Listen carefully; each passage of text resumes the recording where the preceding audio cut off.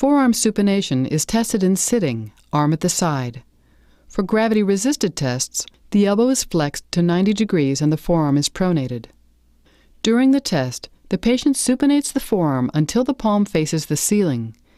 The therapist uses one hand to support the elbow, while the other resists the patient's efforts to supinate. For patients with grade 5 or 4 wrist and hand strength, the therapist can use a handshake grasp to resist supination via the hand grip.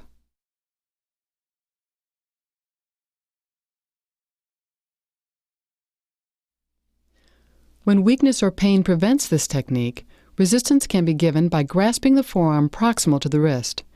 In persons with paralysis, significant motion can occur at the wrist without the forearm pronating. Turn your palm up. Hold it. Don't let me turn it down. And relax.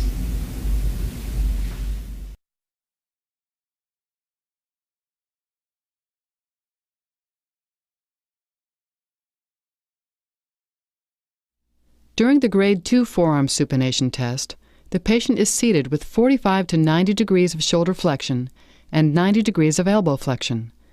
The forearm is in neutral. Support for the arm is provided under the elbow. The patient supinates the forearm through available range.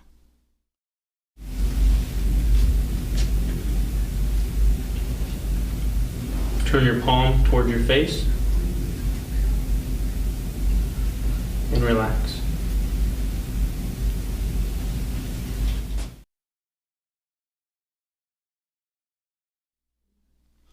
When assessing forearm supination strength for grades 1 and 0, the patient sits with the arm and elbow flexed as for the grade 3 test.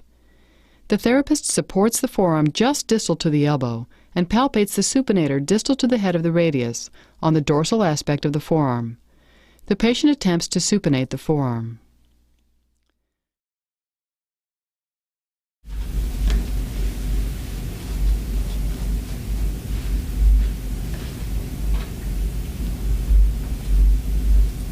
Try to turn your palm so it faces the ceiling. And relax. Try and turn your palm so it faces the ceiling. And relax.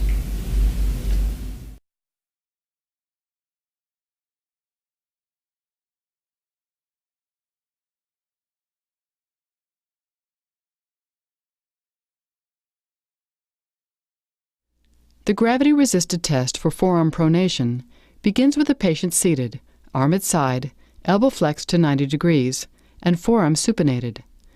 The therapist supports the elbow with one hand. The patient pronates the forearm until the palm faces downward. The therapist resists motion at the wrist. Alternatively, in patients with normal or good wrist and hand strength, the therapist can use the handshake maneuver and resist pronation via the hand grip.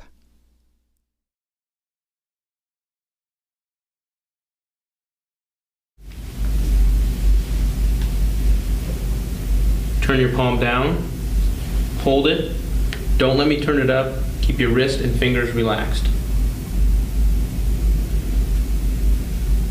And relax.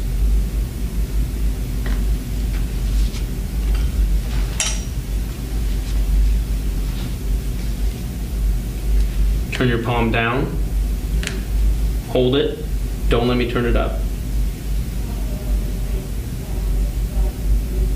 And relax.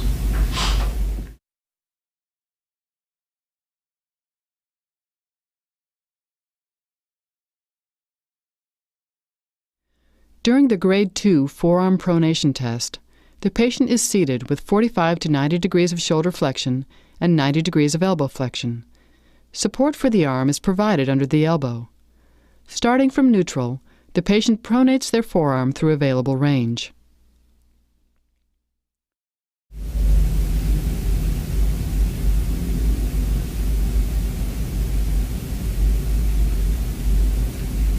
Turn your palm facing outward away from your face.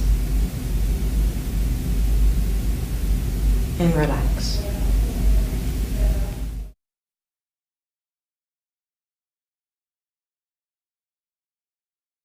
When assessing forearm pronation strength for grades 1 or 0, the patient sits with the arm and elbow flexed.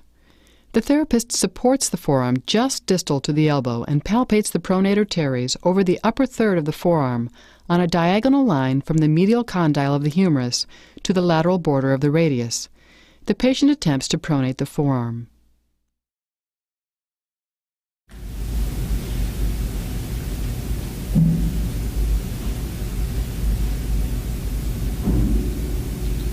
Try and turn your palm down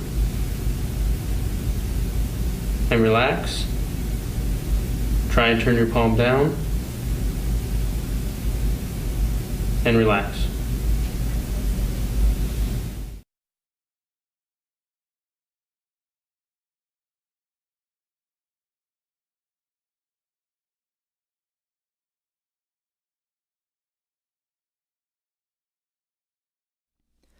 While multiple muscles contribute to wrist flexion, two in particular, flexor carpi radialis and flexor carpi ulnaris, play a central role. The function of these muscles is assessed together, as well as separately. To reduce the contribution of the flexors of the fingers and thumb to wrist flexion, patients should keep their digits and thumb relaxed during wrist flexion tests. Gravity-resisted wrist flexion is assessed with the patient seated, forearm supinated, and the wrist neutral or slightly extended. The therapist supports the patient's forearm under the wrist.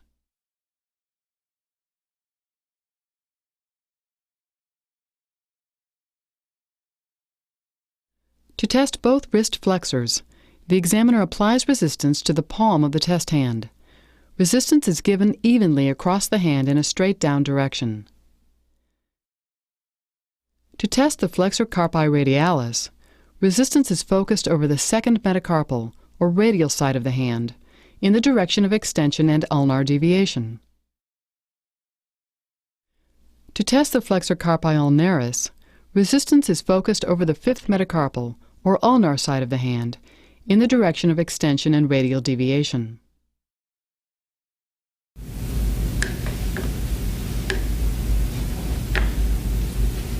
Bend your wrist up. Hold it. Don't let me pull it down. Keep your fingers relaxed. And relax.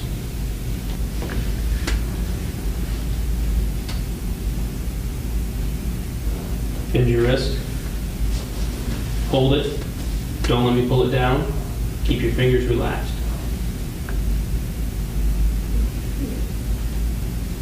And relax.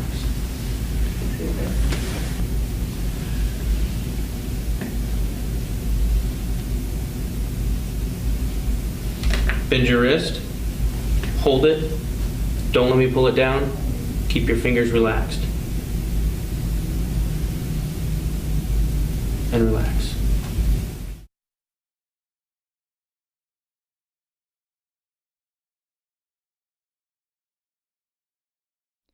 When assessing wrist flexion for a grade 3, the patient is positioned the same as the previous test.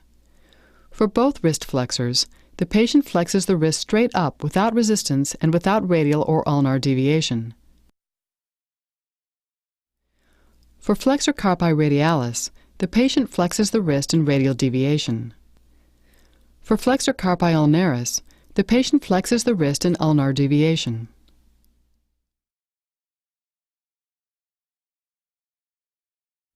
The grade 2 test for wrist flexion is performed with the ulnar side of the hand resting on the table.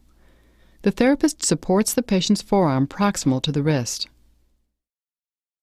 The patient flexes their wrist with the ulnar surface gliding across or not touching the table.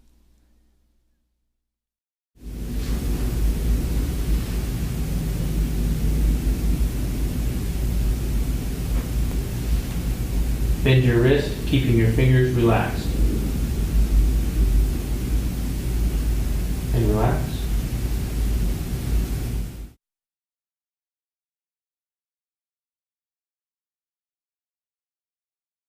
The grade 1 and 0 wrist flexion tests are performed with the patient's forearm supinated. As the patient attempts to flex their wrist, An index finger is used to palpate the flexor carpi radialis on the wrist, just lateral to palmaris longus, if the patient has one.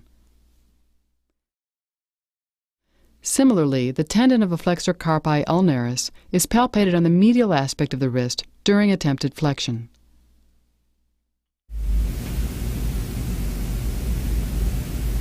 Try to bend your wrist. Relax. Try to bend it again. And relax.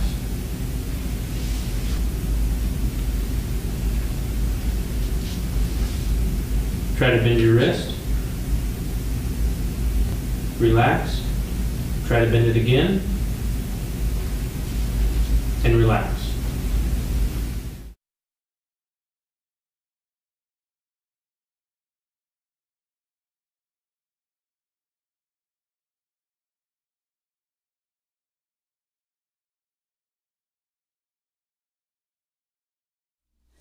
Multiple muscles contribute to wrist extension.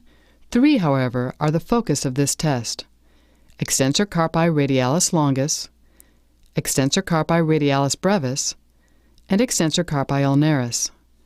The function of these muscles is assessed together, as well as separately. To reduce the contribution of the finger extensors, patients should not extend their fingers during the tests. Gravity-resisted wrist extension is assessed with the patient seated, elbow flexed, and forearm pronated. The therapist provides support under the patient's forearm. To test all 3 muscles, the patient extends the wrist straight up through full available range without extending the fingers. Resistance is given in a forward and downward direction over the 2nd to 5th metacarpals.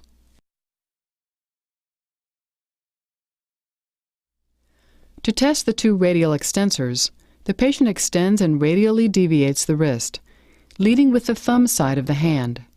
Resistance is given over the 2nd and 3rd metacarpals in the direction of flexion and ulnar deviation. To test the extensor carpi ulnaris, the patient extends and ulnarly deviates the wrist, leading with the ulnar side of the hand. Resistance is given over the 5th metacarpal in the direction of flexion and radial deviation.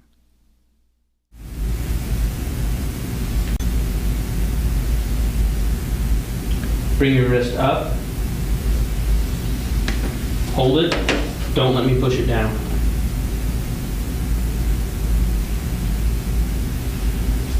And relax.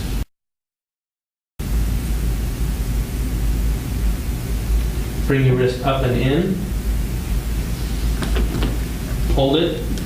Don't let me push it down. And relax.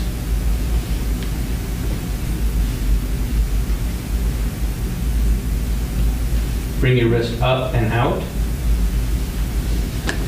Hold it. Don't let me push it down. And relax.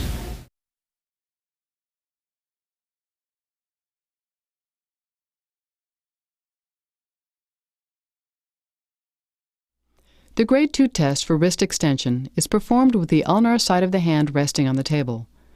The therapist supports the patient's wrist to minimize friction from the table surface as the patient extends the wrist.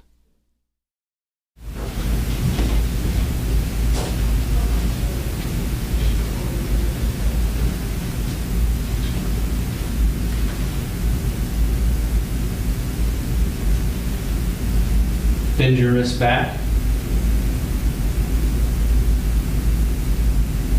And relax.